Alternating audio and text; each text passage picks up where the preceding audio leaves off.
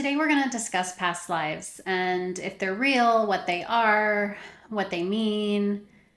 And so I want to just preface this with they always start these conversations with the caveat that time doesn't exactly work the way we think it is, but they're going to explain this in terms of, the experience here on earth and our concept of time being linear because it's the most easy way to understand it.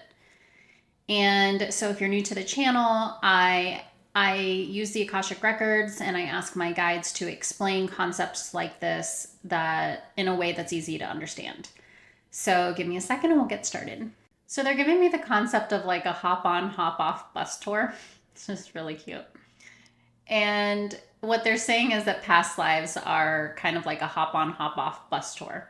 And so imagine you are on the bus and you are, you're kind of sightseeing and you're having this beautiful experience and you're traveling to somewhere, right? And you get off at the first stop. So there's a lifetime. And you experience what's at that stop. So, you're there to see, I don't know, let's say you're in London, you're there to see the Tower of London. So you get off, you experience the Tower of London, you buy a souvenir, you get back up on the bus, right? So lifetimes, past lives, are these stops along the route. And along the way, you do pick up souvenirs. And so that's basically what a past life is it is a stop that you've made along the journey of your soul, and you have picked up energy, you have picked up experiences, you have picked up all sorts of things that have stuck with you and made you who you are. And so are they real? They're not exactly what it doesn't feel, so it feels like there can be a couple of different experiences of past lives. So, and what that means is that it feels like your soul can have incarnated lifetimes. Like you can get off the bus and you can go and see the sights and you can get back on the bus. So that's a personal past life. But there's also the concept of collective life at that moment, if that makes sense. So what that means is like, okay, in our example, you got off, you're in London, you're going to see the Tower of London. And so that's your lifetime. But London as a whole, in that moment of time, whatever the experiences there, maybe there are figures at that time who are very prominent. And so there's this collective experience as well. So you're not only having your own personal experience, but you're having the experience that happens in that place on earth at that period of time as well. And so it's very interesting because this is a part of the past life experience. This is a part of the energy that you bring along with you is not only of your personal experience, but it is of the collective experience as well. And so they want to kind of take a step back as well, because this feels very, how do we say, like, this feels very much, it's kind of the concept of the soul and how does it maintain its individuality. And like once the drop of water reunites with the ocean, how do you distinguish the drop from the ocean?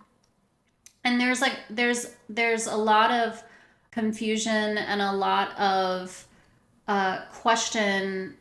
It feels like there's questions around that collectively of, if we are but drops of the ocean, how does our individual drop experience a lifetime, and how do we maintain that drop across time?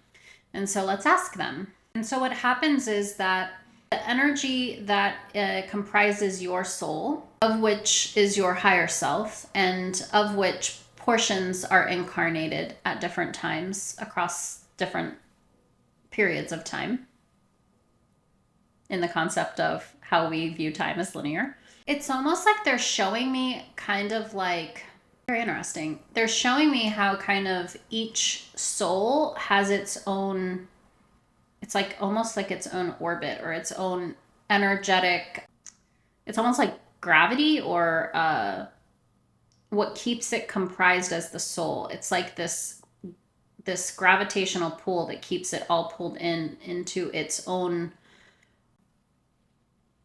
its indistinguishable or its distinguishable self. It's almost like each soul is its own planetary system or something. That's how it looks as they're showing it to me.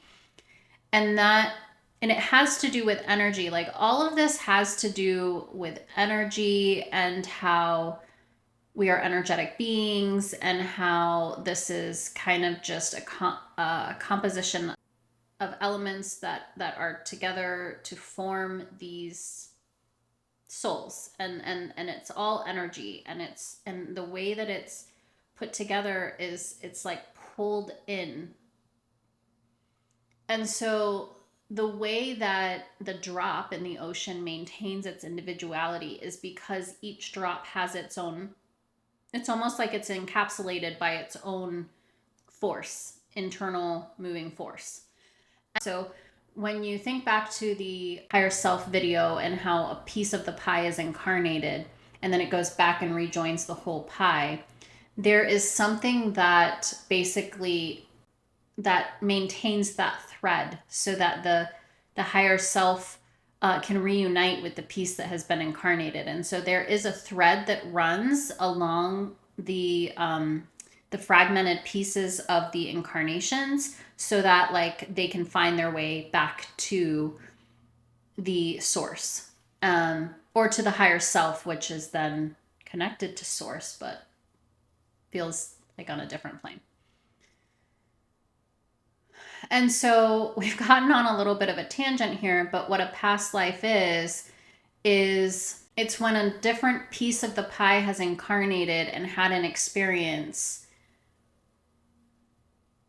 And those experiences do, in fact, they do have an influence on who you are today.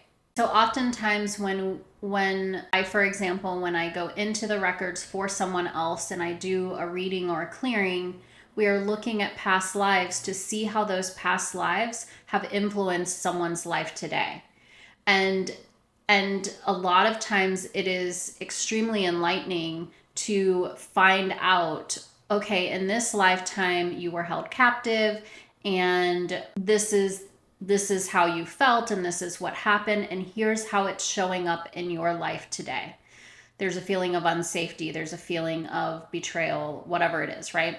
And so the past lives, from what I've seen in the records, are extremely important and they provide invaluable insight into what is going on in your life today.